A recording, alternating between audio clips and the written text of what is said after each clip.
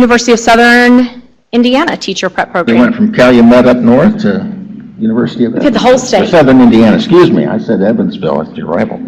University of Southern Indiana, district level administration superintendent program, and we have Dr. Paul Theobald, professor of education, and Dr. Zane Mitchell, dean of the Pott College of Education, University of Southern Indiana.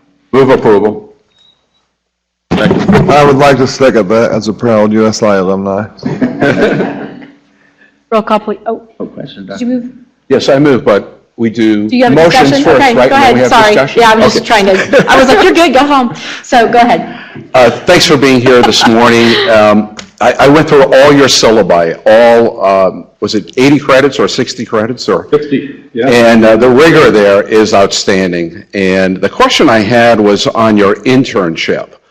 And a lot of us believe that in superintendent programs that the experience students have in the school with a superintendent is critical. Because we can take a lot of courses in a doctoral program and may or may not have that experience working with an outstanding superintendent. Can you talk about that internship? It's called Internship in School District Administration. What does that look like? How long is it? And what's the typical interaction with that superintendent who's mentoring that aspiring superintendent? Sure. It's 6 months, and will spill into the summer months where school professionals will have more time to spend, like 8-hour days as opposed to spending a couple of hours, in days of the week prior to being able to spend that full time. So there'll be paired with a mentor, a university supervisor, and a mentor in a central office. And we have some expectations for kinds of things that they're going to be involved with. Data-driven assessment, for instance, community school relations. So we have some things that we want to see on our side, and over and above that, we want our candidates, our interns, to be helping the school where they come to do that internship, helping the district rather. One is with assessment plans that might then trigger staff development plans, et cetera. So being involved in a way that will meet our expectations, but also help that particular school district do what it wants to do. There were two statements in your report that trigger this next question, and it pertains to the internship. And in the description of the internship, it did say 6 months. And in another place in your document, it said the program is designed for working adults.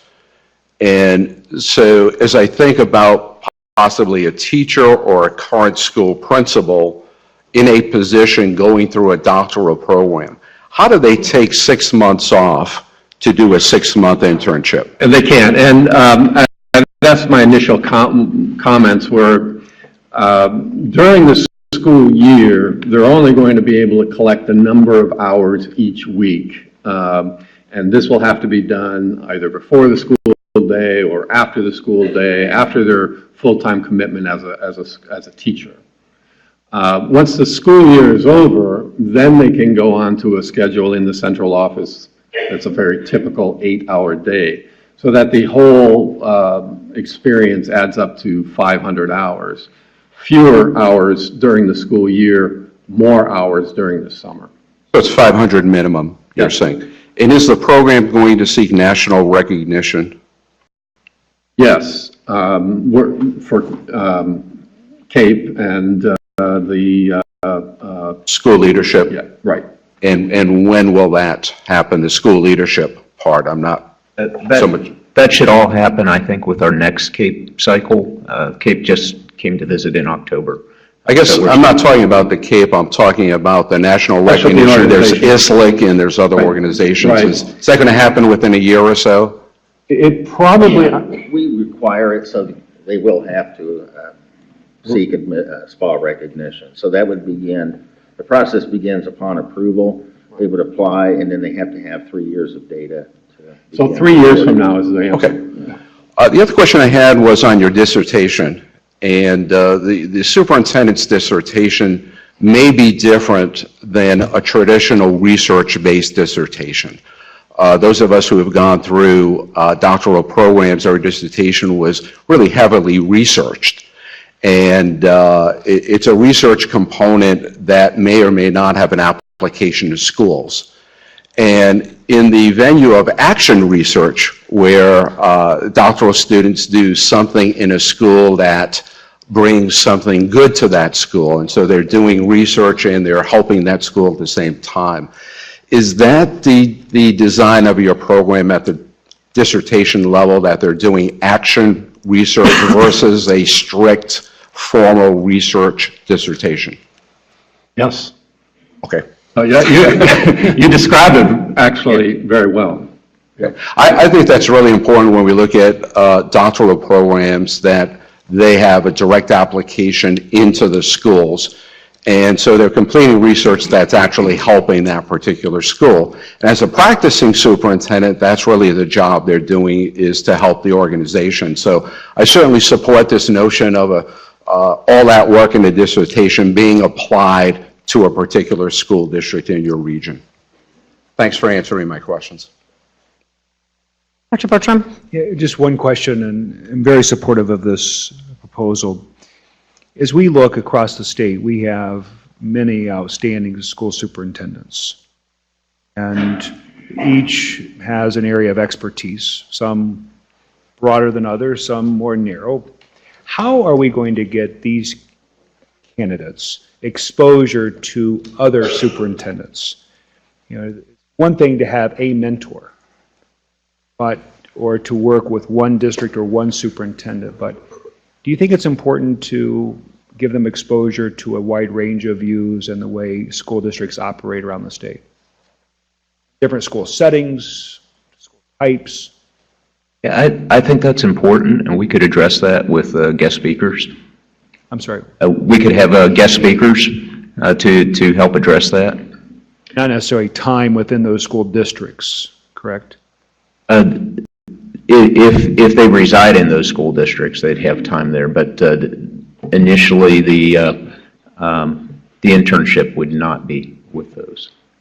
Yeah, the other thing I would say is that as with doctoral students in all kinds of fields, that's a period of enculturation into the profession.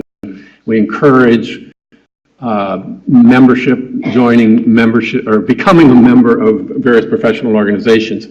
And the school administrators' organizations around the state, we would be encouraging them to be involved with those, and there would be another opportunity for them to meet with other superintendents and so on. The reason I asked the question is because I think there are implications for an individual who may want to go in the EVSC and intern. You may have several who want to do that versus interning perhaps in a small rural district.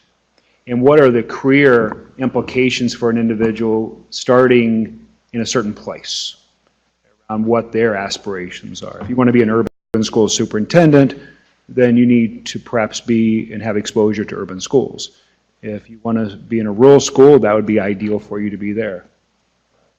I think it's our intention to sort of match those aspirations where they are. You know, that as a career matures, you know, sometimes those things change and those aspirations change and so on. But we have in the internship made allowances for having our candidates leave the central office where they are interning to go visit others, particularly if there's very little diversity, for instance, in the school district where they are interning. We want to make sure that they go to other districts to see what the challenges are in the central office in those districts.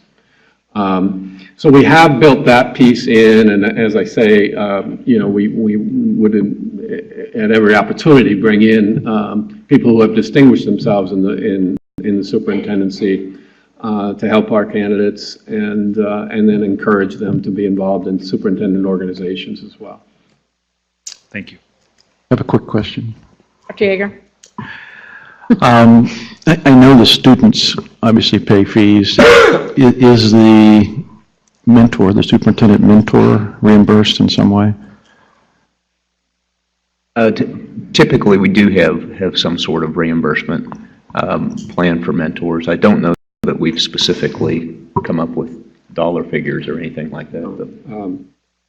We have small reimbursement for cooperating teachers. And I would imagine we would be working with something similar. So that's not in the plan?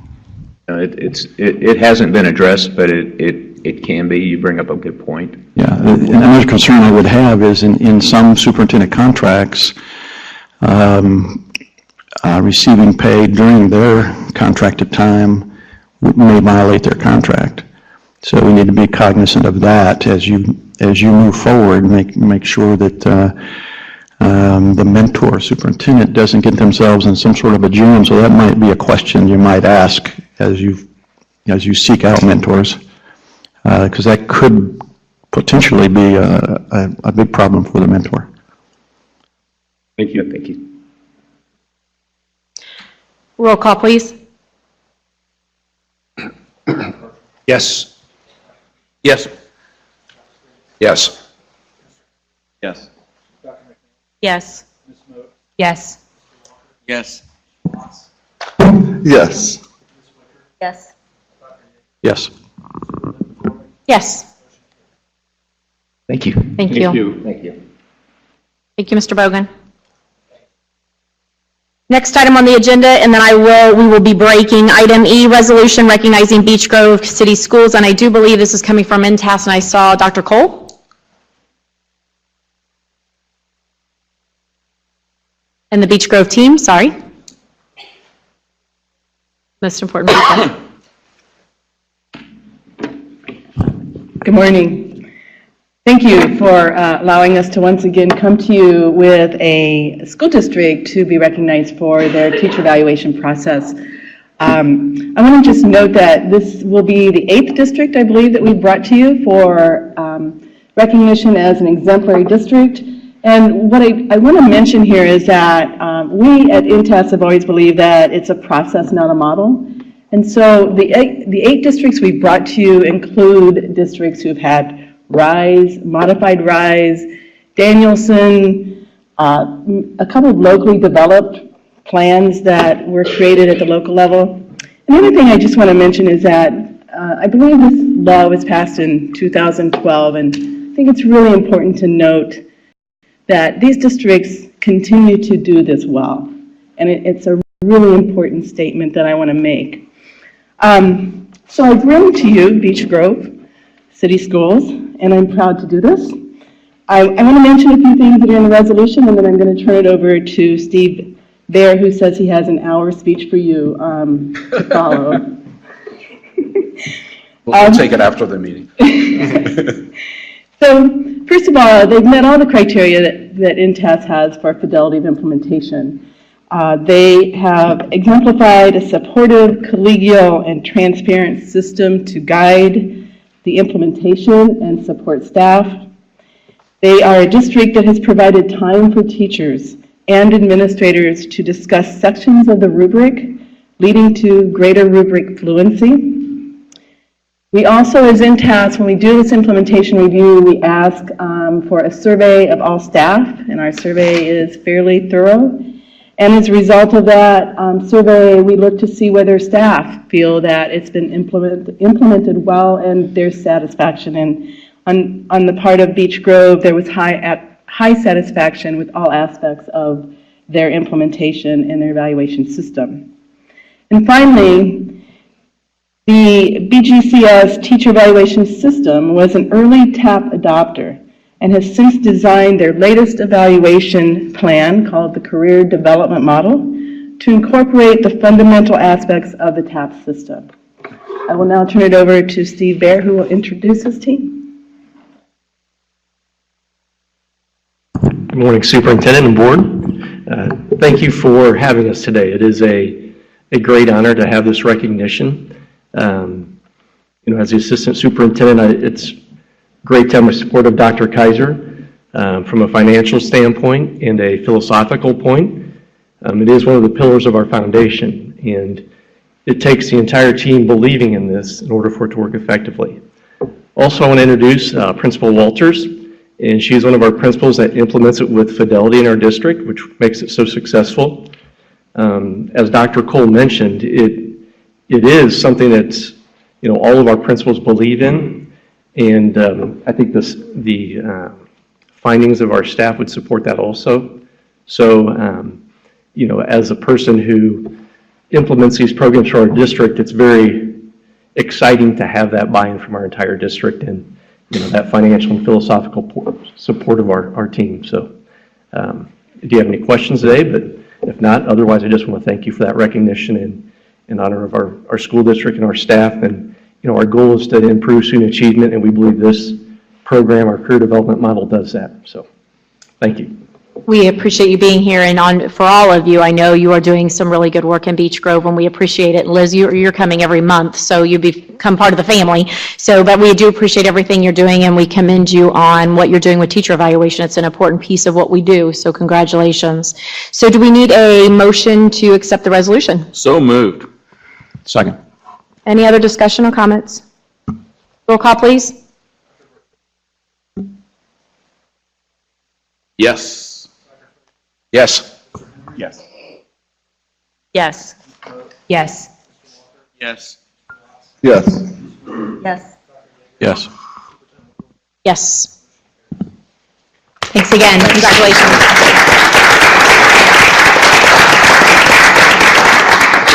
At this time, the board will take a 10-minute break.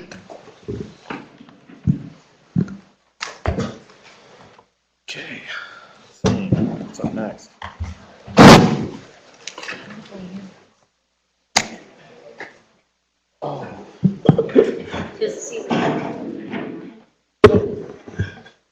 No, Carrie, I'm Halfway through that tea, I'm only halfway through, I'm sipping on it. Oh, yeah, but I just need to warm it up, I gotta find the microwave. There's one in the little I'm area. enjoying There's it. one over there. I sip it. That little concession area has one. What's that? Wow. Good.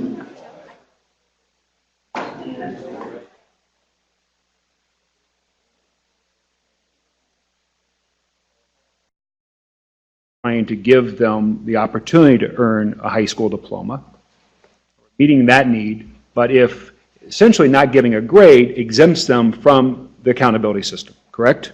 Correct. So where is the accountability around performance? And how would we hold any school accountable to performance? It's one thing to say, well, we have an 80% graduation rate. The next school could be a 20% graduation rate. Still the same level of accountability. I think that's an excellent question, and I don't know if there's a good answer at the moment. That's something we probably should pursue if we're going to continue to allow schools that have unique situations like this to not receive an accountability grade. That might be something we either pursue with the legislature or through rulemaking, because I don't believe there is necessarily an accountability system like what you're referring to for schools in that situation. So I do believe that's been addressed by the Attorney General in the documents that we have. I think that was addressed. So correct me if I'm wrong, the special population schools is really, we're going to be coming back year after year because there are accountability laws, rules, regulations, policies that the AG is upholding, our office has to uphold, that's our job. But the special population schools, where I agree, need flexibility. In 13, basically language came out saying a methodology or some type of guidance needs to be provided by this board through rulemaking so that we're having the conversation of how are you going to hold them accountable. So right now, given what's on the books with our laws, policies, procedures, there is not a lot of flexibility for those schools. Now, if we want to change the laws, policies, procedures, and we can do that, I mean, we're a body that can do that, we may need some legislative help, but right now, and the Attorney General basically said, I think kind of gave us a little direct comment about get it together and get it done. So we do have the authority as the board to exempt this school from the state's accountability system. Correct. And is that true for any school? Or only schools with special populations? I would say that authority, you have that authority insofar as that the board determined that that was the accurate placement for the school based off of objective factors, which can include data or student population. There are other schools that can make a legitimate argument that they have a high population of a special population that would warrant special consideration. Certainly. We need to come up with some way, I think, around accountability. At the same time, I don't think we should apply a rule to a school that doesn't truly reflect the performance of the school and the purpose of the school. In this case, the adult population, again, that's at high risk and needing a high school diploma. Thank you. So just, again, there are current rules, laws, policies that have been approved, and that is our charge. My concern is if there's been no objection to the appeal, the procedures weren't exhausted, but we're here. So, and I understand you did it because you felt like you wanted the best interest of the school, which I think all of us want the best interest of the school. It is unfortunate that we're having this conversation, but we want those letter grades to be accurate. However, how is that following the law, the rules, policies, and procedures to say it's okay for this school, but the others that followed it are not even being considered today? So I think that's a slippery slope that we're getting into, and the AG's office has spoken to say you have to follow them. Our team has said we take those kind of serious. Now, if we want to change them, we're fine with that. But there's a proper procedure to do that. May I ask a question? Yes. I apologize. But I just want to clarify my understanding. So earlier in the meeting, we approved on consent agenda this same action for 2 other schools, for Daymar and for Yes. Hope. And so the only distinguishing factor as I listen to the conversation is this procedural misalignment or difference related to who the hearing officer was. Because last year it was you, and this year it's the AG. Yes. And that difference in hearing officer has produced a different result. But the rationale, I just went back through and reread the Daymar and Hope request is identical. And They are so certainly I am factually similar, yes. concerned from an accountability standpoint as a member of the board about holding on to a procedural difference that, while I recognize it, does not at all impact the philosophy of the decision. And so that troubles me because we all, 2 seconds, consent agenda approved, went through. And because there was a difference in hearing officer, which I believe is related to capacity of the board, And I just, I think you just practicing law, I wouldn't feel good about that. I think you just hit on an excellent point in that, do we want to hold schools to a certain grade or category based off of a technicality, or do we want to adhere to the board's charge, which is to ensure schools are accurately placed? That's what the board's legal responsibility is here, to ensure schools are accurately placed. Are you exclusively a special population like the other 3 that went through? Are you defined as an exclusively special population at your school? Both of our schools are alternative schools. One serves pregnant teens, and the other serves students that are expelled from our traditional high schools. And those students are not there very long, and we try to recover credits for them at both schools. So go back to Tim then on the attorney, and I don't have it in front of me, but on the Attorney General's on their piece, did it mention, or did he deem them to be exclusively According to the special hearing, population school? according to the hearing officer's recommended decision, it is not, the individual did not determine the school was exclusively serving. But the 3 on consent were, and that was the determination. that's the difference, yeah. Yeah. Thank you. Dr. Freitas? A couple of questions for you. Have we approved any other schools, made accommodations for claims of special population? Like in the last couple of years, of course. Right, we did that earlier today. We've Yeah. done it with the Crossing, we've done it with several Yes. schools. And so this is nothing new that we are making an exception. Second question is, when the Attorney General makes a recommendation to us, or whether you make a recommendation to us as our legal counsel, we have the authority to either accept or reject that recommendation. Is that correct? Correct. By law, you are the final say. You are receiving recommendations. This time you're receiving, it's always from a hearing officer. This time, AG, hearing officers. in years prior was from the hearing officer that worked directly for the board. But you are the final say by law. And in the recent past, when this issue came up, we had an extended discussion on this board.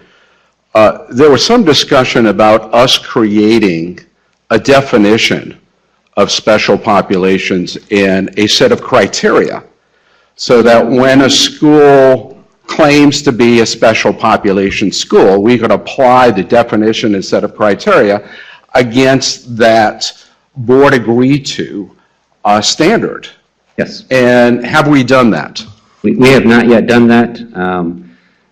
I'll just, I'll be honest, it's unfortunately, we can't get to every single thing we want to get to. I do think it's something that we absolutely should do. Right, so I'm not criticizing. I know you do a heck of a job for us, but I just think before we see another special population school, we need to either rule or some other way to define what a special population school is and a set of criteria. And that way we have something other than, I feel today, I believe today, it's just unfair to schools. I'm with my colleague down on that side that alternative schools play an important role. If you look at the crossing, which we approved, they are breaking the pipeline from community to prison. And they're taking on kids who would not be in school anyway. And so they're doing a yeoman's job. I don't know your school as well as I do the crossing, but if this is a case where this school is doing the same kind of thing, I would certainly support that. But until we have a definition and a set of criteria, we're just spouting opinions. And I hate to set public policy, state public policy, based on a set of opinions, what we believe. And right before lunch, some of us may be a little hungry and may say no to this. And it shouldn't be set up that way. There should be a scientific, data-driven way, and then we can question whether or not the school meets those criteria rather than just making a willy-nilly decision today. So I would suggest maybe we need to table this until we have a definition and set of criteria. What would be the implications if we were to table this particular school until we were able to do that? Well, if we were to set that criteria via a rule, I mean, that means we'd be delaying the school's grade for probably a year. Okay, well, that's unacceptable. Are there other mechanisms? Could there be a resolution in the interim? We could do something like that. There's alternatives such as you can work through the Legislative Services Agency to publish, any agency can do this, to publish official guidance regarding statutes and regs that the agency is tasked with carrying out. And if you work with them, then those basically, those are considered to be official and everybody's supposed to abide by them. And that would not have to go through the regular rulemaking process. So we could do something like that. Still drafting that, I mean, it wouldn't be, we wouldn't turn it around, like it wouldn't be next meeting, I doubt that. But it would be quickly, and what impact would it have on this particular school? I mean, you're delaying the school having a grade or being placed. I mean, given that they're seeking a null grade and that they wouldn't, I don't think there would be any impact, though I welcome anybody who differs with that opinion for that sort of delay. What would their grade be if we delayed it? D. Be the D. Yes. Not last year when they did not have a grade. I'd like to hear from our Chief of Staff on reaction to my question. Yeah, so a specific recommendation would be that the board follow prior precedent in this instance, and then in the new accountability rule, we look to creating a definition. So that might be a more elegant, sophisticated solution. Could you repeat that, Brian? I kind of missed part of that sentence.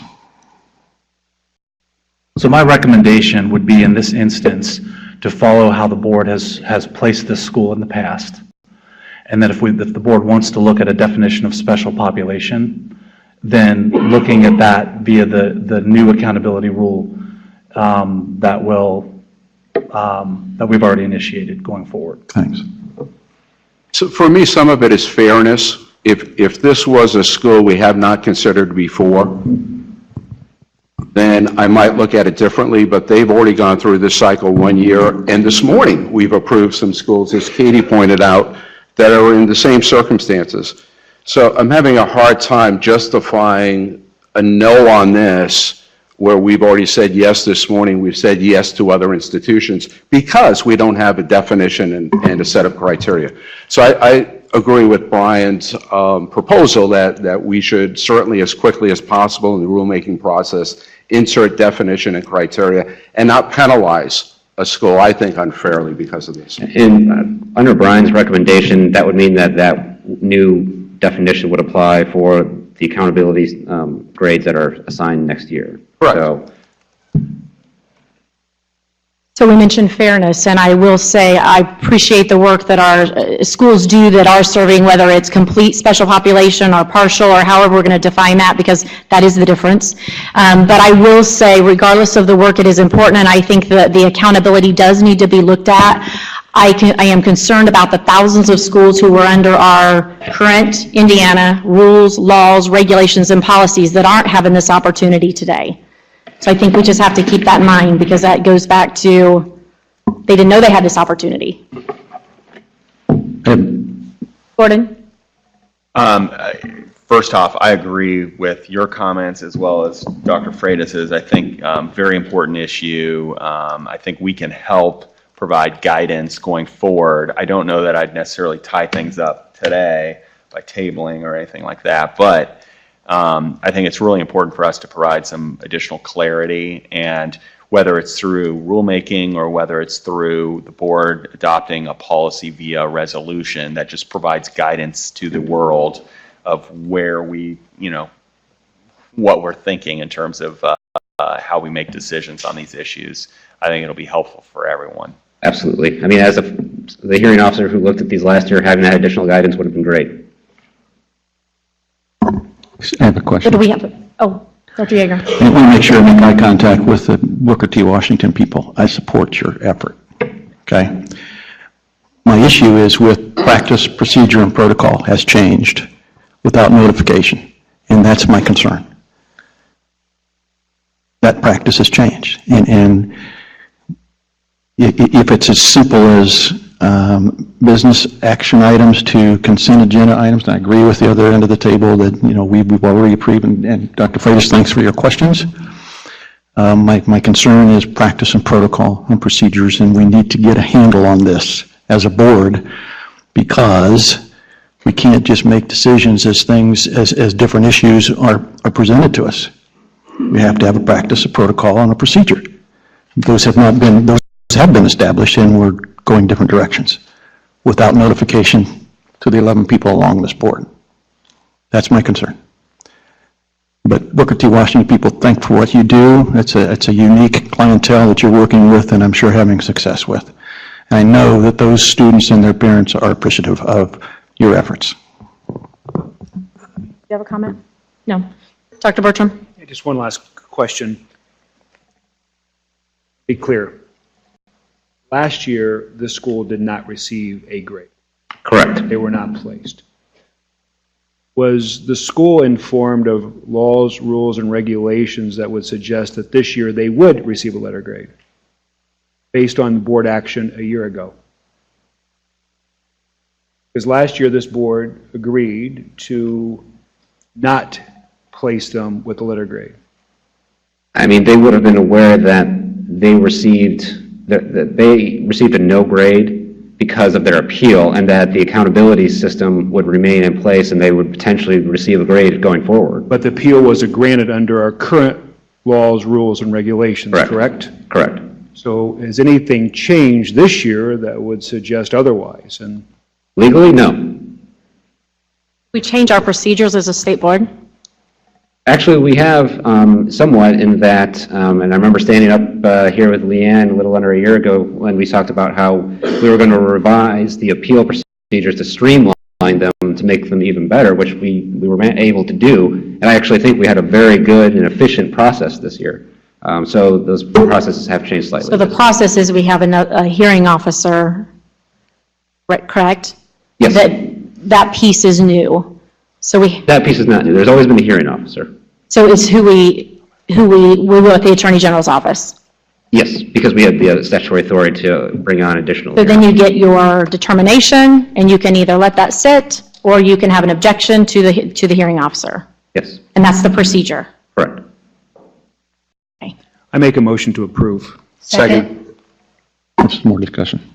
Yes.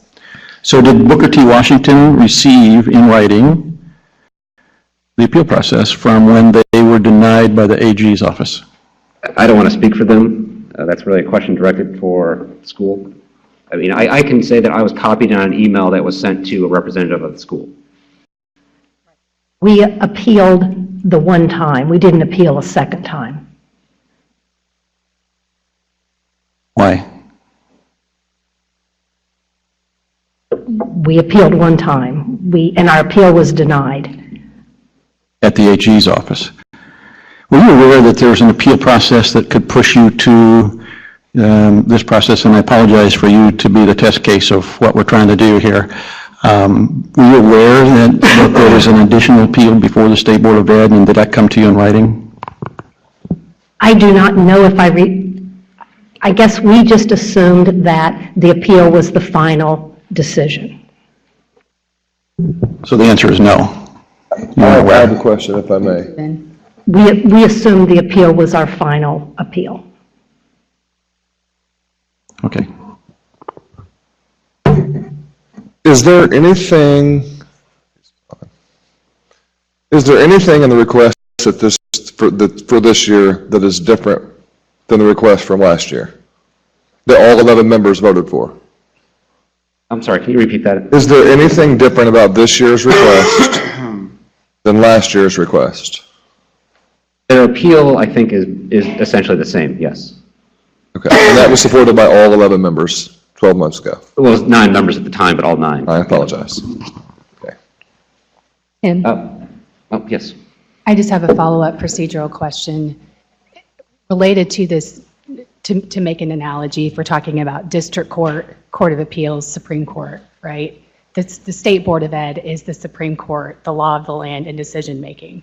So failure to do another appeal up has simply leapfrogged it directly to the board to make a decision.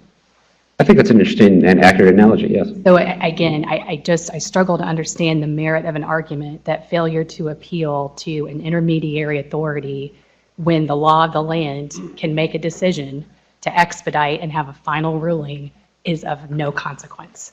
I mean, you make the final decision. No decision has been made here. Only the board can make an administrative decision in this situation. Call the question. Roll call. Yes. Yes. Yes. Yes. Yes. Yes. Yes. Yes. Yes. Yes. No. Okay, I have a question to legal. Did that vote that we just took violate the AG's law? No. G doesn't make the laws. Yeah. AG's interpretation of the law? No. It didn't. I don't think no, the board has not committed any violation of law.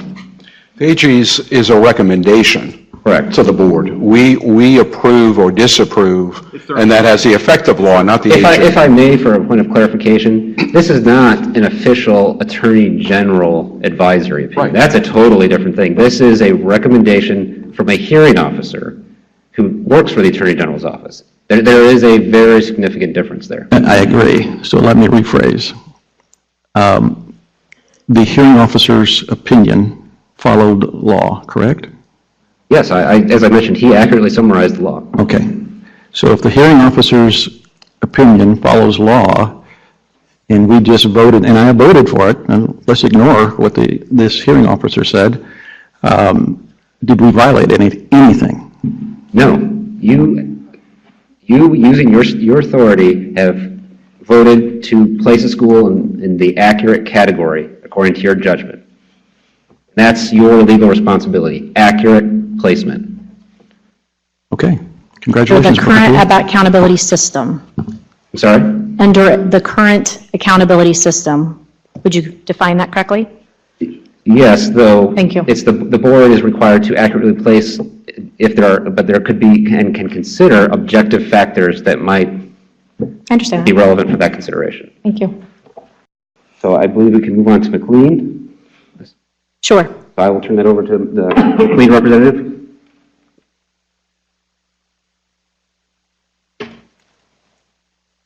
Again, good afternoon. I'm Karen Gore, Deputy Superintendent, and with me today we have Bruce Lautenschlager, who is the Dean at McLean Education Center. McLean Education Center is our second alternative school that is a non-traditional school that provides education to students that have not experienced academic success in one of our three large high schools due to behavioral, mental, or other academic challenges. For example, many students attend McLean as a result of an expulsion hearing that occurred at another school or a court placement and are only enrolled for a very short period of time. Due to the unique nature of McLean's student population, the vast majority of students there were not eligible to be included in the school's performance calculation, leaving the multiple measures as the only domain to calculate the school's grade. Because multiple measures was the only domain available to calculate the grade, it is not possible to get an accurate picture of the school. So again, for the past 5 years, McLean received no grade. We respectfully ask for that consideration again. And Dr. Lautenschlager? Good afternoon. Thank you for hearing us. This is Dr. Bruce Lautenschlager, Dean of Students, McLean Educational Alternative Education Center. McLean Alternative Education Program is a non-traditional placement and adjusts to students' needs. The students don't remain at McLean long enough to enter into the career pathways or get industry certification. As an example of the mobility in the special education, in the 9th grade, 16 students were in that class, of which 13 had IEPs. In the 10th grade, 11 students were in there, of which 8 had IEPs. 6 of those were enrolled for 180 days. In the 11th grade, there were 11 students with 5 with IEPs. In the 12th grade, there were 31 with 11 IEPs. And as Dr. Goller mentioned, our facility houses other alternative programs for both middle school, high school, and special ed. So the transient population there comes into play in terms of special ed, case conferencing for short periods of time, and the expulsion scenarios that take place. So students typically would be there from possibly 3 weeks to a grading period to get behaviors on track to get back into their home school, their comprehensive school.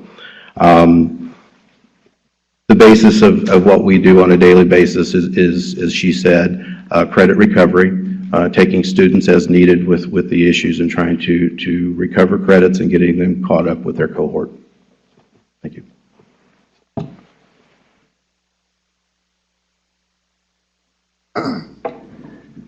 So regarding this particular appeal, as you may have guessed, in a lot of ways it's very similar to the last appeal that the board just considered. Basically, you're dealing with a school that has a unique student population, and their grade was ultimately calculated using one domain, the multiple measure domain, as they did not have sufficient evidence for performance or growth calculation. And again, this is a matter that the board considered during the last round of appeals for the 15-16 school year, and then ultimately determined that the school should receive a null grade. And again, that is simply the reason that I have brought this to the board's attention, is that to make you aware of your past decision. Move to approve the appeal. Second. Discussion? Dr. Yeager? Real quickly, just clarification for previous comments. When I mentioned the Attorney General's office, and you corrected me, said it wasn't, it was a hearing officer. Yes. In your notes that you submitted to us, it repeatedly talks about Attorney General's recommendation. So I would ask you to clear that up in the future so that there isn't any misconception about it's a hearing officer. Yeah, that's an excellent suggestion. Thank you. Thanks. Any other questions or comments? I just have one question on Dr. Yeager. Could that hearing officer come from other agencies? Yes. Such as? I know, for example, the DWD, Department of Workforce Development, they have hearing officers. The statute that allows us to use other hearing officers, it does not specify they have to come from a certain agency. So we could have a hearing officer that says this is a DWD ruling. Yeah. I think the Attorney General piece of this takes on a different significance for, just by definition and by the nature of their work, correct? Yes. That's an excellent point. That up. Thank you. Just the hearing officer, because really, any hearing officer works on behalf of the State Board of Education. In this situation, yes. In this capacity, Yeah, that's what I mean. yeah. We get to appoint that individual or that, but it's delegated to the State Board staff. Correct. And their responsibility is what? What are they reviewing for? Sorry? What are they reviewing for? Well, they're reviewing on behalf of the board to issue a recommended decision. They're working on behalf of the board. To determine what? To determine what the recommended decision is, Based on what? based off of the facts and applicable law.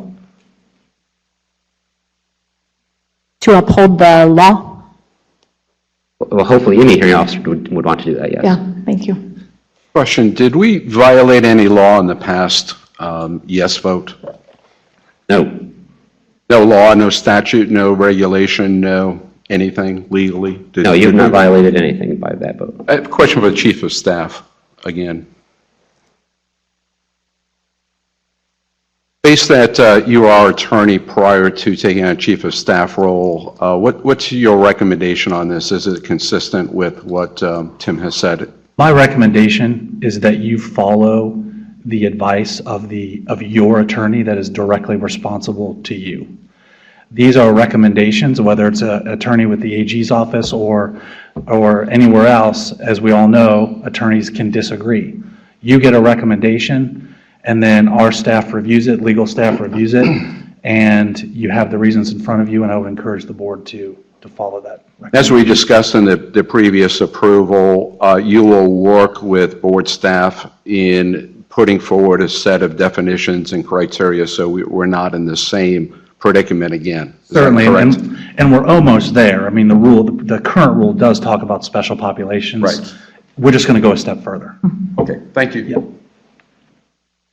I do have one last question. Of course. Could the State Board staff hire a hearing officer for the State Board's staff just to hear these particular appeals on an annual basis? Certainly. I mean, could you go and hire a hearing officer from a law firm to come in and do this rather than sending it to another agency? Yeah, though in that situation, you're not necessarily talking about a state employer, so what you'd actually be doing would be hiring outside legal counsel, and that you have to go through a lot of hoops with state procurement for that, so. There are hoops in state government? One or two. And they're not basketball hoops. All right. So, I mean, yes, we could hire a dedicated hearing officer as a state employee, that would be an option, but. I was just curious, yeah. but thank you. That's why we sought to use another state agency. Great question, Dr. Bertram, because lots of school districts hire hearing officers. That's a great question. Did I hear you earlier say that there are certain parameters within law or statute that you have to pick from for a hearing officer? Did I hear that? There are certain requirements. For example, a hearing officer needs to be an attorney, a licensed attorney in good standing. There's more. I don't remember them all off the top of my head. You don't? Yeah. That's right. I'll stop. Roll call. Yes. Yes. Yes. Yes. Yes. Yes. Yes. Yes.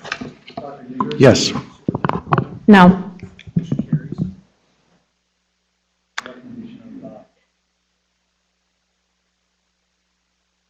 Okay, I think with that on the agenda, that brings us to Community Baptist Christian. Thank you very much. Thank you.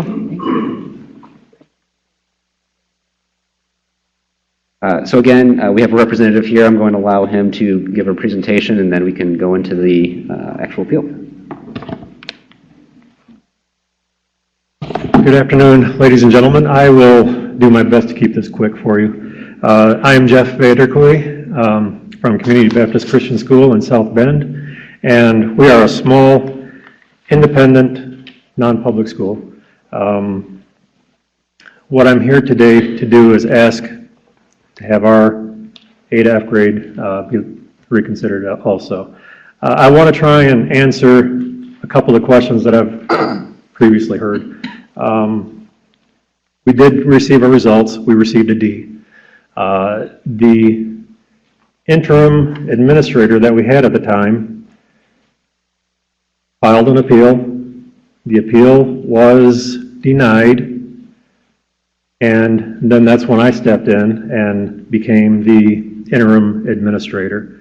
He was there temporarily. He left, and I filed an objection to that appeal.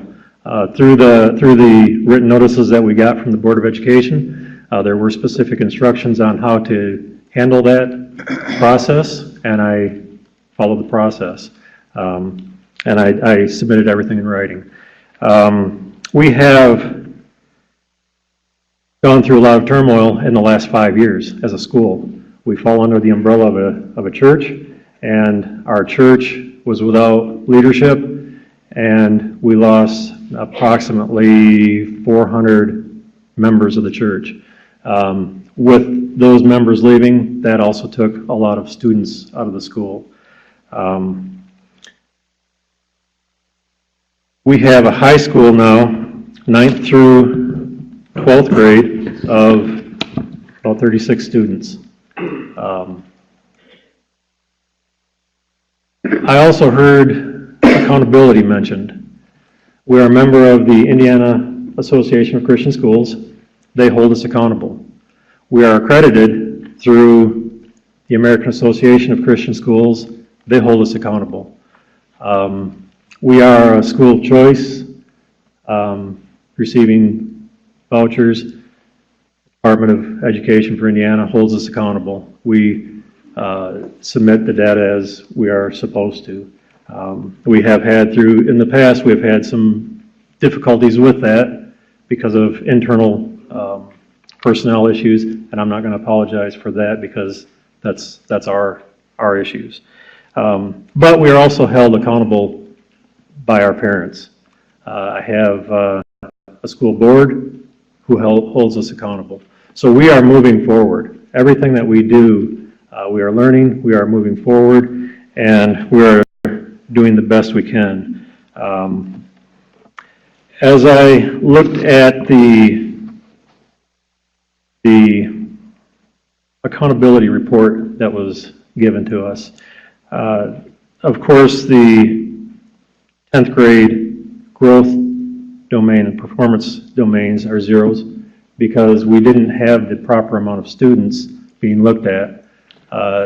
So by policy, you go back a previous year, you can meet that magic number of 30, I believe. Between the next year, we still don't meet that number, so we aggregate back to the previous year again. We still don't. So we take a zero, and it's not held against us. I understand all that. As I look at the weighted points for grades 3 through 8 for performance, the growth, the multiple measures for grade 12, that all equals 62.2, which is the D that was assigned to us. As I also looked at the growth domain, growth summary, for high school 9 through 12, we do see growth. According to the data that's been submitted, according to the report that was given to us from the state, we do see growth. But because of our lack of students, lack of numbers that's required, we get the zero. And I'm just having a hard time, a little bit of difficulty understanding where those zeros are not hurting us, because we are showing growth, we are showing performance, and through the turmoil that our school has done, I think our teachers are doing a great job. So my request would be that the board would take this under consideration, and if a no grade is what would be warranted at this time, I would accept a decision of no grade. So that is all I've got right now. Can I ask a quick question before you leave the podium? First of all, thank you for your work. I think you do a really great job. But I know for the department, prior to the hearing officer weighing in, we didn't get data. There was a question about data, and we didn't get any supporting document to change that after 4 tries. So there's 4 opportunities to schools to submit. Did you submit that during the hearing officer's process when they were going through?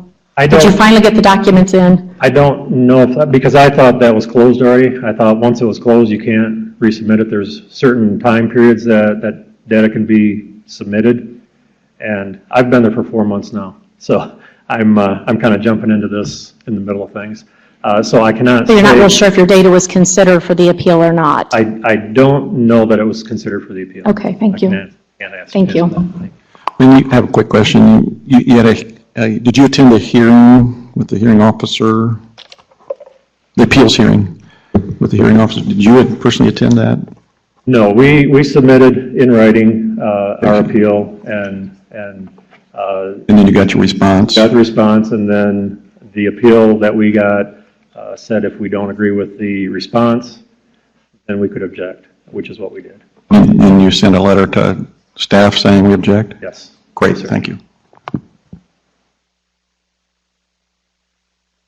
So diving into this particular A-F appeal, it's really kind of twofold, is how I've set it up for the board's review. There's the first point of contention that the school has raised and just reiterated regarding concerns with the accountability model and how it's applied to what's effectively a very small school. And then also the question of additional data being considered. As far as the additional data being considered based off of the board's regulatory requirement for accurate placement, which allows for the acceptance of data to correct a school's category placement, I do recommend that data be permitted or be submitted to the department and accounted for. As far as the concerns regarding the accountability model being applied to a smaller school, I don't alter the recommendation in any way of the Attorney General's office. Obviously, if the board wants to consider that, you're welcome to, but I don't have anything else to say on that particular matter.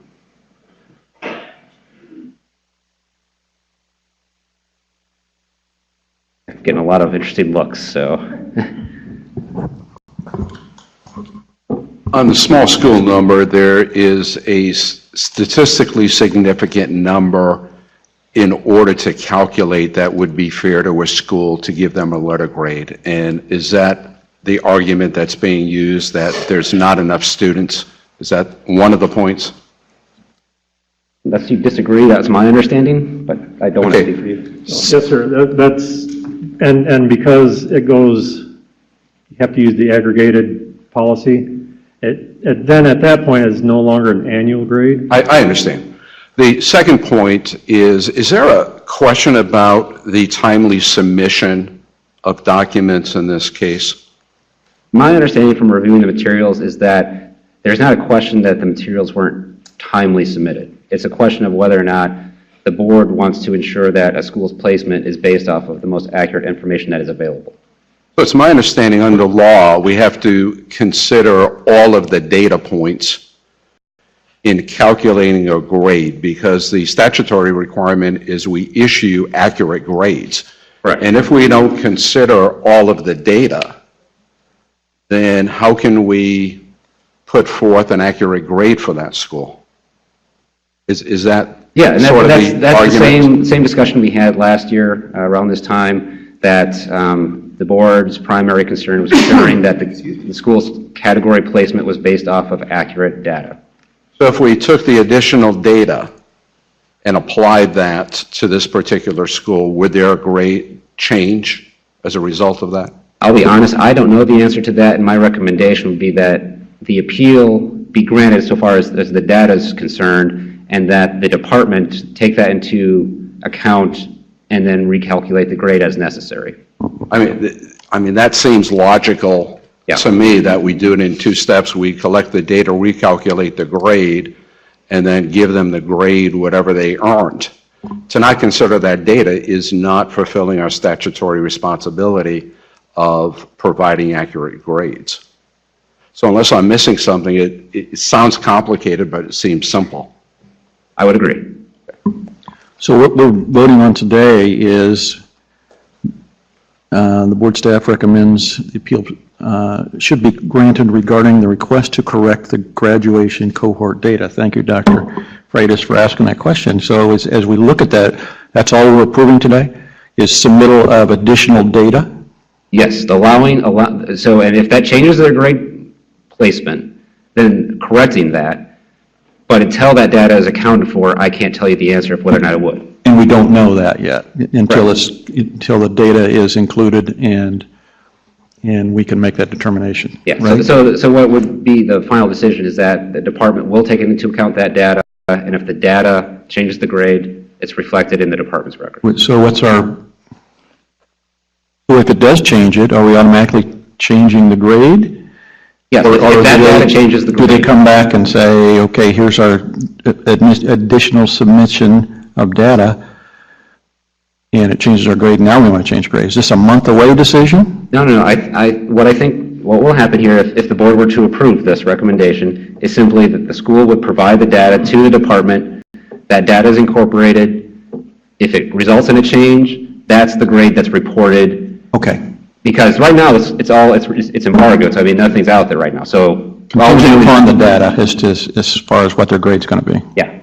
Thank you. Move approval. So it's not an in-size issue. It's there's no documentation to determine a grade because it wasn't submitted during that time.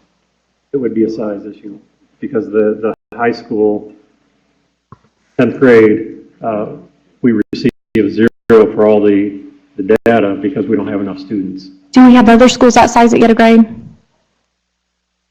Well, you're talking about end size, and if I'm not mistaken, we're starting to veer back towards the other issue of applying the accountability model to a smaller school.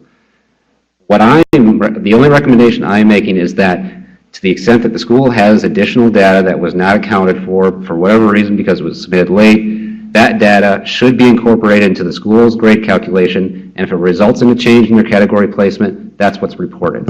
Move staff recommendation. Second. Call the question. Dr. Bertram? So how does that change the zeros? It won't change. Because we still know the end size, right? We know how many students are there. All we're looking at is a grad rate.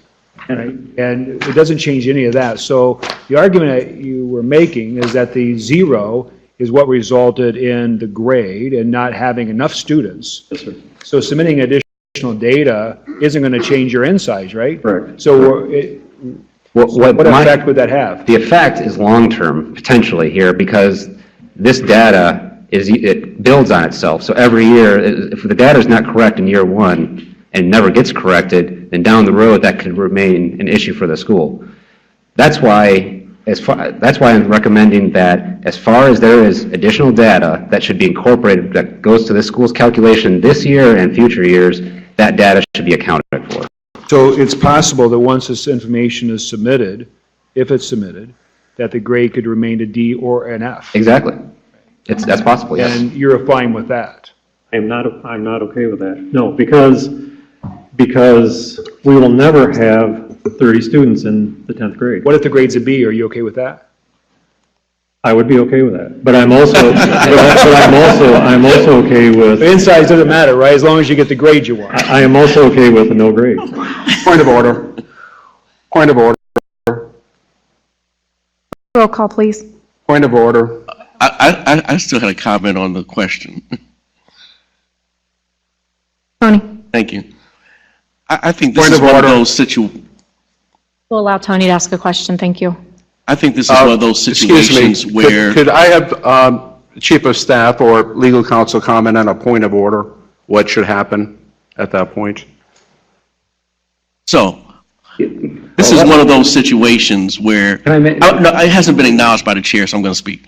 So this is one of those situations where this school clearly does not fit in one of our preordained boxes for evaluation here. I think it's always been anticipated since we started A to F years ago that there would be schools like this that don't really fit the model and that they need to be addressed on an individual basis. Now, we had a lot of conversation earlier about giving schools no grade. There has to be a better workout, I think, for this particular school where those zeros don't reflect anything. They don't reflect, I mean, they're being punished for something that really we've set them up for failure for. So is there any other type of solution to deal with these zeros, is my question. Because I don't think our motion that we currently have on the table addresses the real problem here. I'm not sure what to say here because we've got another board member who's made a point of order, and I'm trying to be respectful of everybody here. Before I answer your question, may I first address Dr. Freitas? I'm trying to... No, the chair hasn't acknowledged his point of order and hasn't asked you. Just answer Tony's question, please, and we'll get to Dr. Freitas.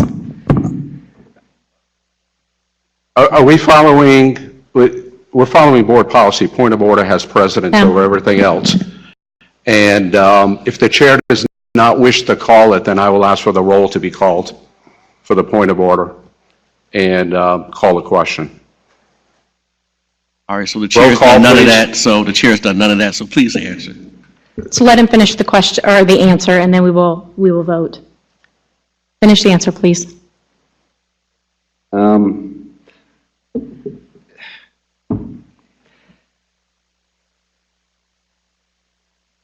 To answer the question about other options, this is another thing that could be something that we could pursue a solution via a regulation.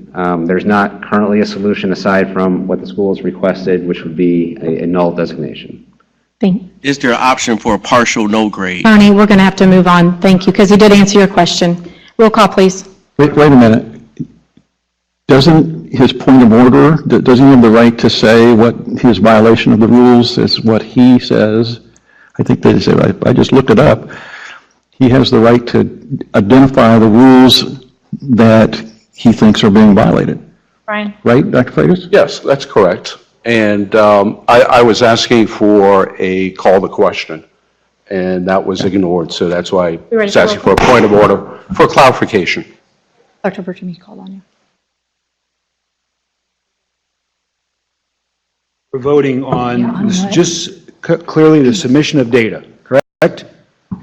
Yes, the vote, is my understanding, Chair, please correct me if you disagree. The vote that is being put forward now is a vote to adopt the recommendation of the General Counsel, which is to allow the school to submit any additional data, and that the department then incorporate that data into the school's overall calculation. If it changes the category, so be it, but it may not. But it doesn't change the zeros? No. And the resulting grade will be the grade that they'll accept. Correct? I don't know if they'll, I don't know. I don't say acceptance because that... That will be the determination of the department, that'll be the resulting grade, correct? Probably, yes. My understanding is, based off of the kind of data we're talking about here, it's probably not going to change the grade. But the school's data will be accurate going forward. That's what we're looking for. Thanks. Yes. Yes. Yes.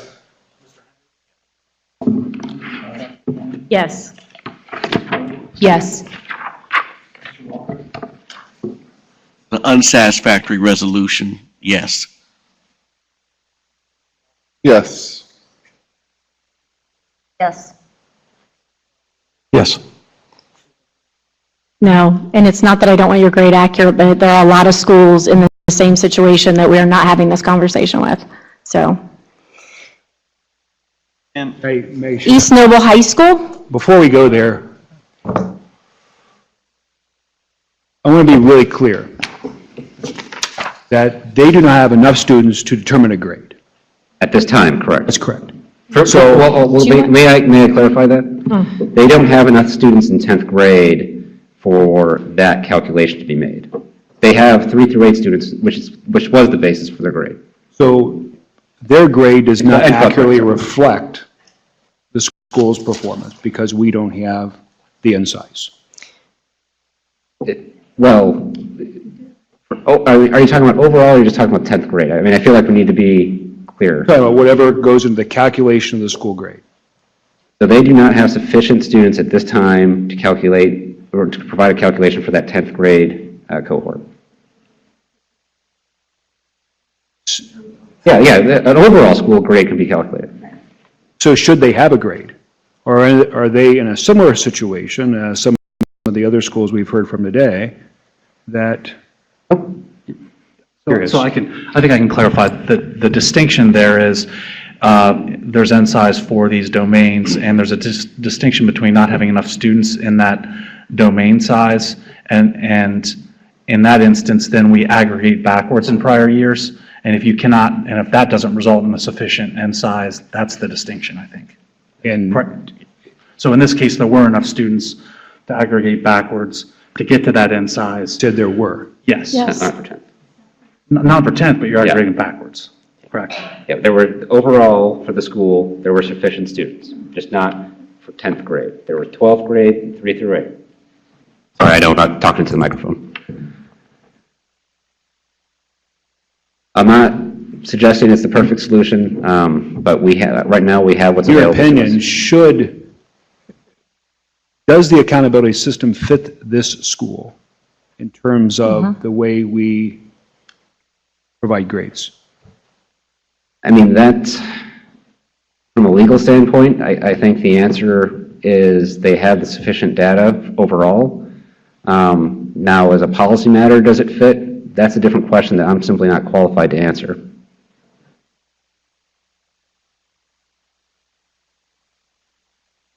Maggie would be happy to address any accountability questions as well. I know I don't want to step on your toes with the state board staff. I'd like to hear an explanation of it. A little background, when the rule was adopted a couple years back, the acknowledgement that small schools may not always be captured under the old accountability system was considered, and as a result there were a couple of actions that were taken through the actual rule language. First is the practice of aggregation. So if a school did not meet the minimum N size for a particular indicator or domain within the system, then data were aggregated to try and attain or meet that minimum N size to calculate. If that minimum N size was attained, then that indicator was incorporated in the grade. The overall rule also has language that considers that if one or more particular domains is not able to be calculated for a school, then the weights of the existing or remaining indicators are adjusted. So for example, if a school only was able to calculate the multiple measures domain, the accountability letter grade would be based solely on that per the administrative rule. Another example is in the case of Crosspoint Christian, they had available data whether or not it was aggregated or not, and I can't remember some of the grades. I believe the 3 through 8 was not aggregated. So they were able to calculate based solely on the 3 through 8 for 16-17 for both performance and growth without aggregation, and 12th grade without aggregation. 10th grade, however, was smaller, and since the performance requires at least 30 students and growth requires at least 40 students, even when we aggregated back, we were not able to get the numbers for that. So what the rule does is it accounts for the missing performance and growth domain for high school and readjusts the weights to consider that missing indicator. So the rule attempted to address the situation where one or more indicator may not be able to be incorporated because the school was too small. So the issue was? So the issue here, right, so as it was explained, is that we were not able, even after applying the regulatory practice of aggregation, to get the 10th grade component incorporated. However, there was enough data to base a letter grade off of the available components of the multiple measures with graduation rate and CCR, and the elementary and middle with 3 through 8 performance and growth. So in this school, entire grade levels are excluded from the calculation. Only the 10th grade is excluded from the calculation. It incorporates, because, all the other grades beyond 3 through 8, 10, and 12 are already excluded because we don't have any data points to address those grade levels anyway. So we only ever consider 3 through 8, 10, and 12 in this particular instance. And to be frank, this isn't uncommon. We have schools where one or more indicators are not able to be calculated, and that's why the rule has the language that says that we adjust the weights or redistribute the weights based on what domains are still remaining or available. We have a number of schools in the same situation. Yes. Mm-hmm. Thank you, Maggie. Sure. Madam Chair, Okay, yes. could I ask a question of Tim, please? Yes, Tim. Just because there was a little confusion there, I'd like to just clarify the whole procedure issue. And as many in the audience may know, we occasionally had. But I just want to clarify, that was a joke. You're the only one laughing. I just want to clarify so everyone on this board is clear as to some of the procedural issues, since I'm a little bit of a stickler on that. So, number one, and correct me if I'm wrong, okay? Number one, you cannot just call out a called question. You have to have the floor, number one. Number two, called question is a motion to suspend debate or end debate. It typically requires that you have the floor. It requires a second, which there was no second. Second of all, it requires a two-thirds vote of this board to end debate and go to the main motion and vote. Number three, Dr. Freitas did make a proper request for a point of order. The chair rules on that. The chair can rule, or the chair can put it to the board. The chair could have appropriately ruled that since he didn't have the floor, it wasn't a proper call to question motion, if I'm not mistaken. So I just want to clarify those points because I do think procedure is an important issue, and we just need to, we have rules. We need to follow the parliamentary rules before this board. So I apologize in advance, or I apologize to everyone for that little, discussion about the rules, but I think it is important for this board. And I do think that was an accurate summary of the Roberts rules there. I'll be honest, I'm simply just trying to accommodate the board as best as possible in the types of situations. But you're correct in your summary, yes. Thanks. Are we on East Noble? I have a legal question while Tim's up there. Go ahead. All right. Sorry. So Tim, my question is, with regards to this aggregation, that just really is bothering me, the way we're sort of forcing schools to fit into a certain box. I mean, if they don't fit in, they don't fit in. So we're sort of forcing them with this aggregation language that's in the rule. My question is, do we have any authority to stray beyond whatever that language is in the rule as it relates to forcing schools into this aggregation or forcing them into a box so we can then put a letter grade on them?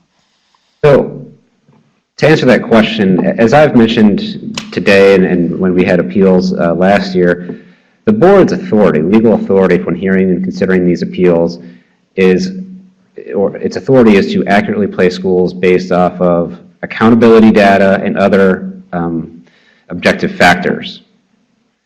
So, generally speaking, I think the answer to your question is yes, you have the authority to place a school basically in a category that you think is the most accurate, and maybe that would be a null grade.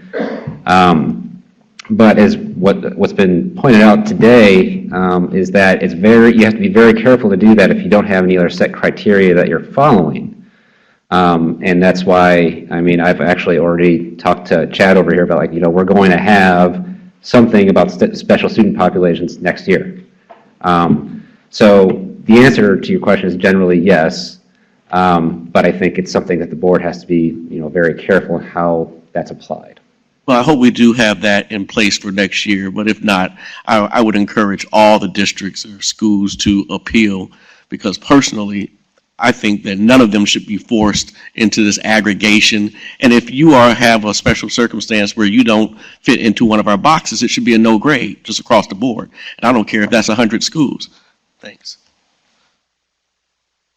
Good thing we're under rulemaking. Yeah. So unless there's another question, we can bring up East Noble. East Noble. I'm sorry, I have one other question, just as a follow-up. That's sort of due diligence or putting a question to the board. Are we comfortable with the result for the most recent petitioner being stuck with the DRF as a victim to a broken set of circumstances right now? Do we have an obligation to give a remedy to a petitioner that's in front of us today and give them a null grade and fix what's broken? I'm sitting here thinking, I'm listening to Tony's comments, I'm listening to Vince's speculation, and I'm just wondering if, I just want to put that to my colleagues in talking about that, because I don't want us to think we have to do some courageous things sometimes, and if that's what's actually the right remedy, then I think we need to talk about that, and I'm just inviting the discussion. If I may just jump in very quickly, I think this is a topic that, given that we're under rulemaking, I mean, these types of schools in situations like this, basically smaller schools, I do think this is something we can look to address in the current rulemaking that's ongoing. I'm going to leave it at that. I agree. I think it needs to be fixed. My concern with this particular school today is really the effect it has on many other schools and how that will be applied to them. Maggie, how many schools are we talking about? So it's not uncommon for this to happen. If that's the case, then if we were to take action on this particular school, would it have any effect? Would we giving basically an exception to this particular school, correct? But it wouldn't necessarily apply to all the schools. If the appeal had been granted, yeah, I think that would be an accurate statement, yeah. And it really wasn't the issue of the size. It was the issue of documentation. The school was appealing two issues. My recommendation pertained to the data issue. I wasn't suggesting an alteration to the Attorney General's recommendation. We have a lot of schools under that same size issue and accountability issue. It's just they submit their documentation. That's the only difference. Yeah, I mean, other schools hit the deadline, submitted what they had to, and had supporting evidence. Because it really wasn't the size that was the issue. It was an issue raised by the school. It was simply just not an issue that I was suggesting. Unless we completely change the accountability system, that's the way it is for many schools. Okay. Yes. Okay. So now East Noble.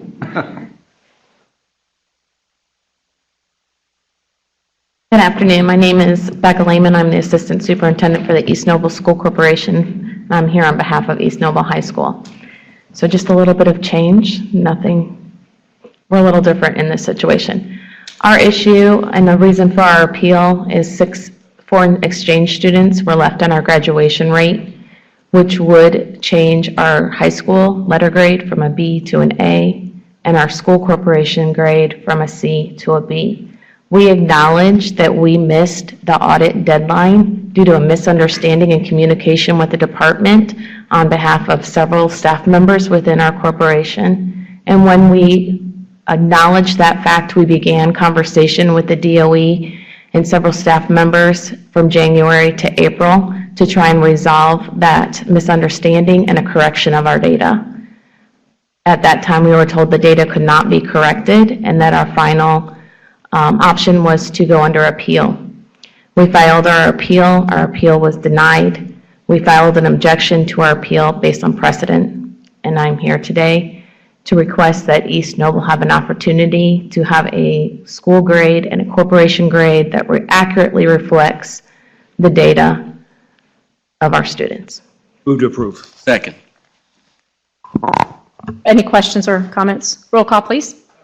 Yes. Yes. Yes. Yes. Yes.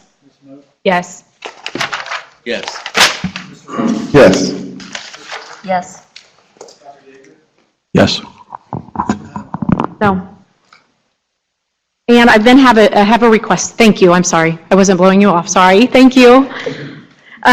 We have a request because White's Junior Senior High School has to hit the road is what I'm being told. Is anybody under objection that we move them up? Okay, can we skip to them real quick? I'm sorry, I know that impacts other people.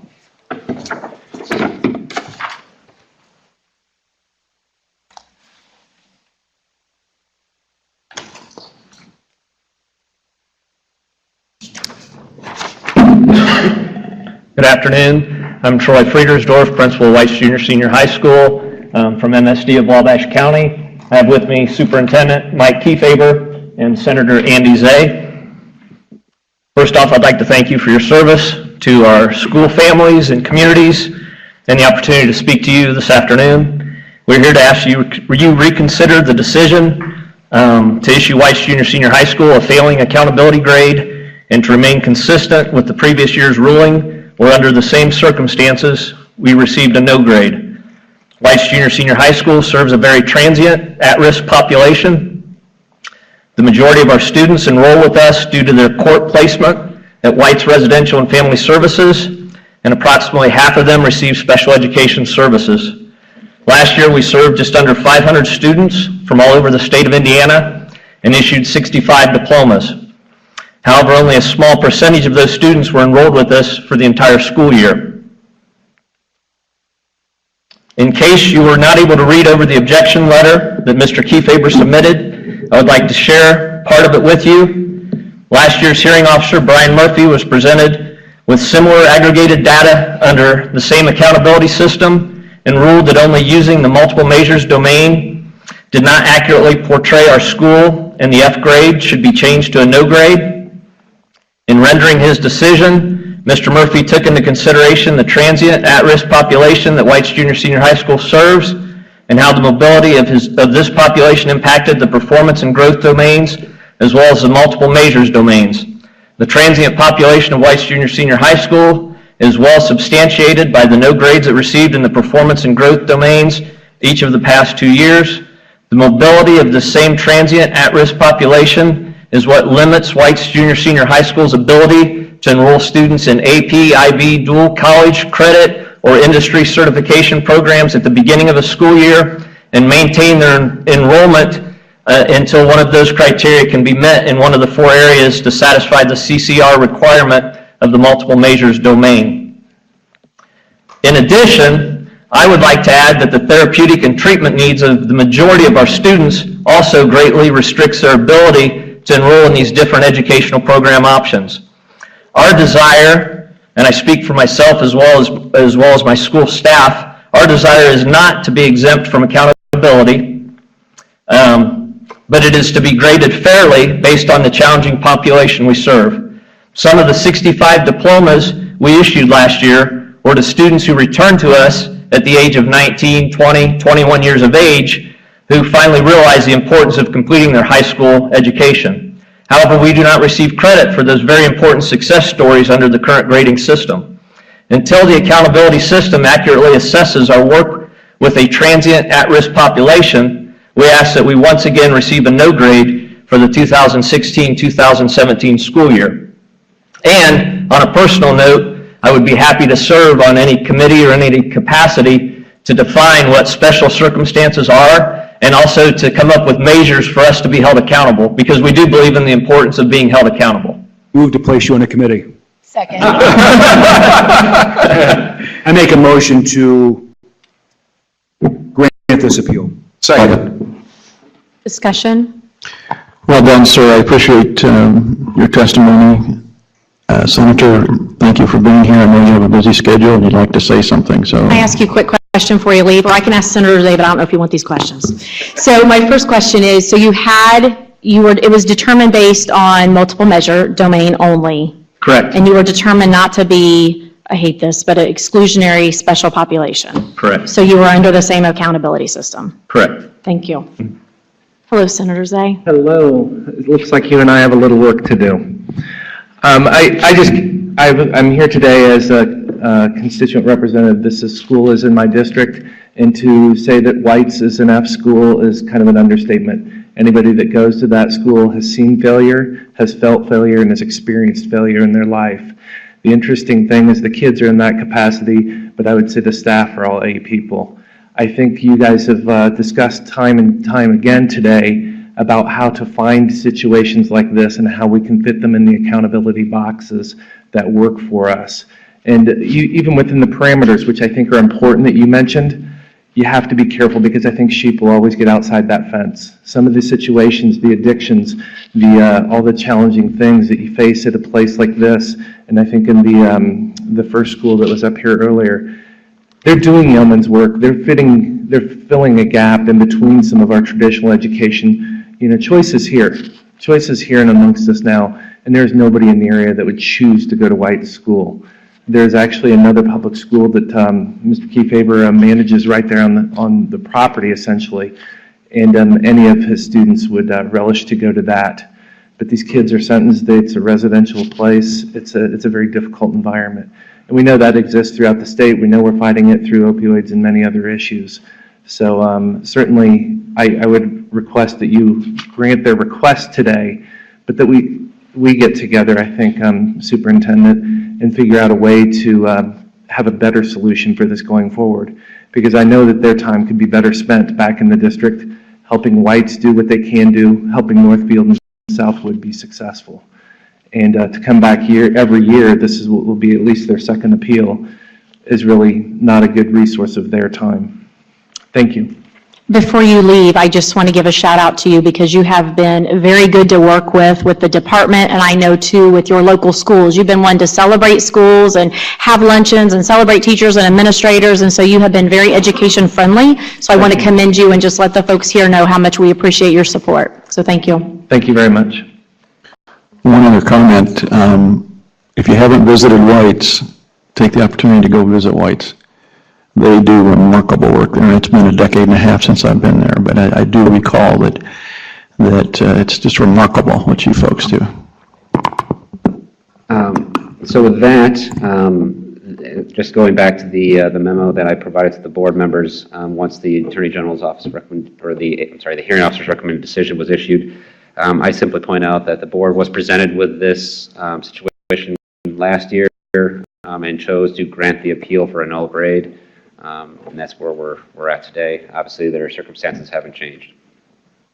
We have a motion and a second already. Oh, I'm sorry. Are we still in Yes. discussion? Okay. No. Roll call, please. Yes. Yes. Yes. Yes. Yes. Yes. Yes. Yes. Yes. Yes. No. And again, you know where I stand. Thank you. Thank you. Gary Middle College. Senator Zay, I'll probably see you shortly. Tis the season.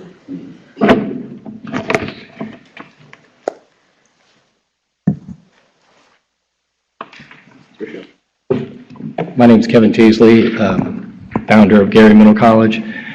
Thank you all for this opportunity to appeal the grade. This is the second year for Gary Middle College to come to the board. Last year, the board agreed that Gary Middle College is an adult high school and agreed with our appeal. Working with the staff at the Department of Ed, they also agree that we're an adult high school. However, we're an odd school because we don't have just 18 and above. We have 16, 15-year-olds who are already out of cohort coming to us. So we actually serve students who may be 15 years old as 63 years old.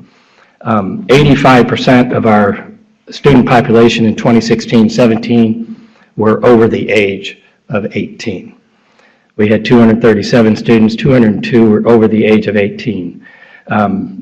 This year, the Department of Ed followed what they did last year and did a mismatch of both a traditional grade and an adult high school grade. I think they tried to do their best, but I think they've got data that is messed up because of a quirk in the state law, which we actually get funded, and we're the only school in the entire state of Indiana, and we did not ask for this. And in fact, I advocated against it last year during the budget session with Senator Kinley, that we actually be funded for 18-year-olds and up for adult high school students. We actually get funded differently, meaning our students up to the age of 22 get the traditional student funding. Why? I don't know. We did not ask for that. Excel, Crystal House Doors, other schools that serve an adult population get a different amount. It's roughly $300 per kid difference. So we have students that are up to the age of 22 that we're getting paid for a full traditional student, but then we have students who are 22 and older. A funding issue is one thing, accountability issue is another. The state law literally says anybody over the age, any school with the majority of students who are out of cohort and or over 18, which we clearly meet both, should be held accountable under the adult high school accountability. That was written in the state law actually after this board agreed with our appeal last year, because there was no clarifying language. The legislature actually added the clarifying language this year. It's in your Indiana School Law Handbook, Section 5.2, point A and C. All students, regardless of age, enrolled in an adult high school as defined by the regulation must be included and calculated under the same requirements. So all we're asking is that our school, Gary Middle College, receive an accountability grade under the adult high school, which it clearly meets. 85% of our students are considered adults. Move to grant the appeal. Second. Any discussion? So my question is, your 9-12, you're asking not to be held accountable for those students?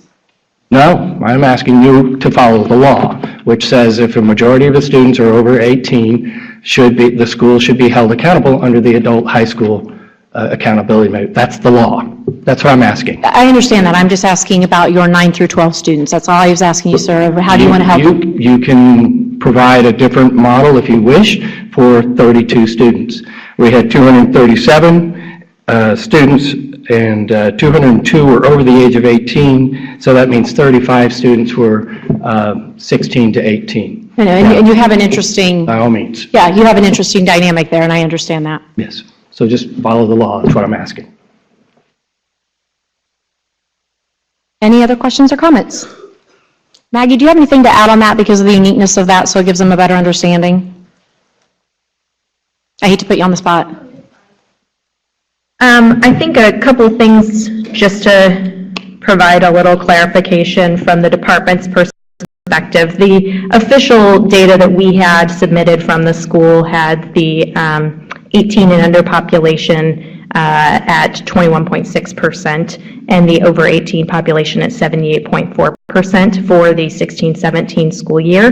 Another point, as I understand the funding statute, and if someone knows better than me, I believe the funding statute provides Gary Middle College with traditional ADM for their 18 and under population, or 22 and under population, one of the two, and then it provides adult funding for the adult population, whereas the other schools like your Excel centers only receive adult high school funding. Adult ADM dollars rather than traditional ADM dollars. I could be wrong on that. I believe that that's how the statute reads on that, and that's where the differentiation is in the funding for the school. So when we calculated 9-12 in, how did you do that? So we calculated your traditional 9-12 students who were in traditional cohort for 9 through 12 based on the traditional high school model. And then we also calculated, based on the adult high school model, your adult population at the school. And then what we did is we weighted based on the enrollment in each of those components, similar to what we would do for a school with a 7 through 12, where you have students on the 3 through 8 side and students on the high school side. We did that because we thought that that was a way to account for the state dollars that were going for those students. Thank you. Brian, did you have? Clarify, just to make sure we're all clear, all students at the school will feed into the adult accountability model. The model just looks different in that it emphasizes CCR and grad rate much more significantly. In fact, I think that's no performance. So, but just to be clear, those 32 students aren't going to be lost. They're going to be accounted for through the adult accountability. Thank you. Okay, roll call, please. Yes. Yes. Yes. Yes. Yes. Yes. Yes. Yes. Yes. No. Thank you. Thank you.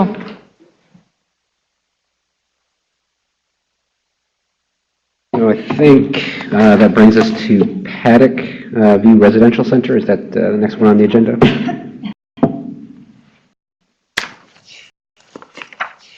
Good afternoon. My name is Bernard Pilot. I'm with the law firm of Katz & Korn. I represent Paddock. I have an answer for Dr. Bertram and an answer for Dr. Yeager. I currently serve as the hearing officer, part of a panel of hearing officers for IRB and the Indiana Horse Racing Commission. It's a contract. I'm an independent contractor, so lawyers are allowed to do that.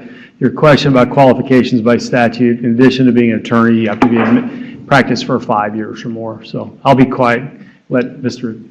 Doug talk. Thank you very much. It's great to be here this afternoon, Superintendent McCormick and members of the board.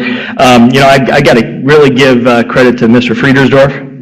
He set the stage. I was anticipating going before him, and you granted me my wish to go second.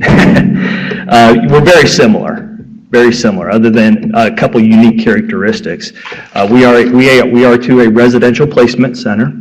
I never assume what you've read or not read, because I know you have a lot of materials. And so previously, we have not been given an accountability grade as well.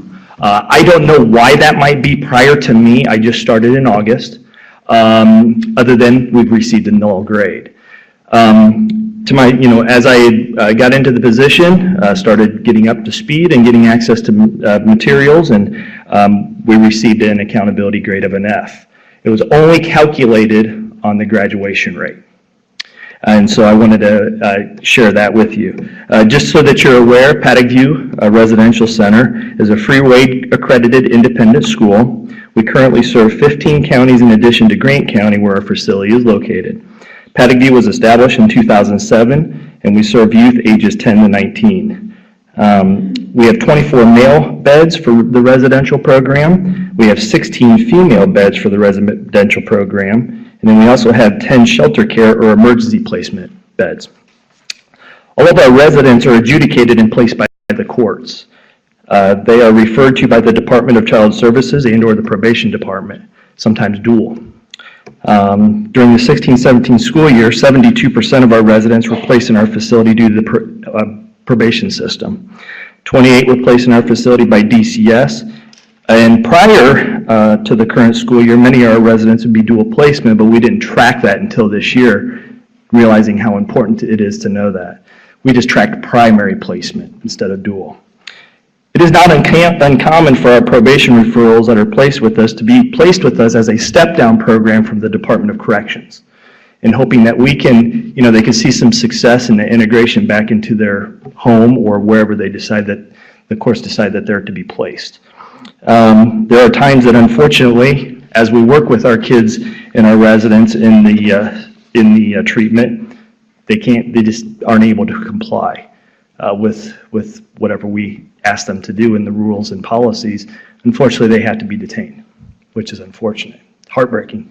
The educational programming at our facility is one of the important parts of the treatment plan of each of the residents that are admitted. At this time, we are not a choice school. We do not accept voucher funds. We do not accept scholarships. We are only funded by grants and per diem rates. That would be Title I, Part D, neglect and delinquent, juvenile justice grants, and we do receive some textbook reimbursement funds, and the per diem rate from the referral services, which would be DCS or probation. Our goal is that students enter, no matter where they are academically, we're striving for a Core 40 diploma or more. As we get to know the students, try to get credit recovery, meet them in their needs, provide differentiated education, or depending on their age, we also can receive court orders that we have to unenroll them and enter them into a HSE program so they can be successful as they transition to adulthood. It is not uncommon that residents that have been expelled or suspended from their traditional public school, and we accept them without question. All of our residents at our school attend our school no matter how long they're there. Several are there maybe a day or two. Some are there a little longer. Again, that depends on the courts and the referral agencies. We do believe that we also fall under the 75%. We're continually turning over our student population. And I know 75% can be that trigger. We do that every year, if not during each semester, of having that turnover in student population.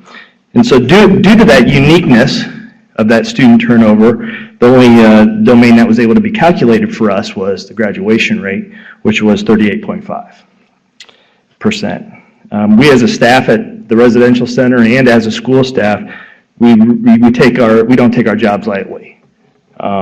We really want our students to be successful in life and in their treatment. And so, you know, our request is that you respectfully consider the null grade designation for us. And I would follow right along with Mr. Friedersdorf. I'd love to volunteer to be on any team or committee to figure out what that looks like for a facility such as ours. Move to grant the appeal.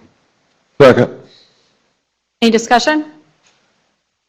Roll call. Oh, I'm sorry, Dr. Freitas. First of all, thanks for your service. You're providing just a tremendous opportunity for students who in the past have just been left on their own. And so I really appreciate that. This is another example, Tim, I think, where as we look at the accountability rule, we need to think about schools like this. And there may be others that we need to specifically address in the accountability rule with definitions and a set of criteria so that we don't go through this every single year with schools appealing. Although I appreciate you coming in today and hearing this story, I think we can prevent a number of schools from going through an elongated process. Is that okay? Yeah, I'm definitely going to be contacting these people for their volunteer. Any other questions or comments? Roll call, please. Yes. Yes. Yes. Yes. Yes. Yes. Yes. Yes. Yes. Yes. No. Troy Center, thank you. Troy Center? Tim, quick question. As Troy Center's coming down, the attorney that just addressed us said 5 years of experience, correct? Does that apply to you as well, as our process as well, to be a hearing officer? I'm sorry, can you restate that? Yes. You broke up a little. The attorney that just addressed us said that in order to be a hearing officer, you need to have a legal degree, law degree, and 5 years experience. That sounds right, but not having the requirements for me, I'm not sure. Okay. Here's my question. I don't know who Shannon Stewart is, but it says legal intern. Yes. Does that person have 5 years experience? And are we violating statute by having that person as a hearing officer? Before we get into this, because we let her speak, she's been sitting here for about 8 hours today. Let's not address this stuff. I think, and to be courteous to her time, let's hear her, and then we can discuss something that's not on the agenda. I'm fine with that. Oh, sure. Thank you, BJ. Troy Center.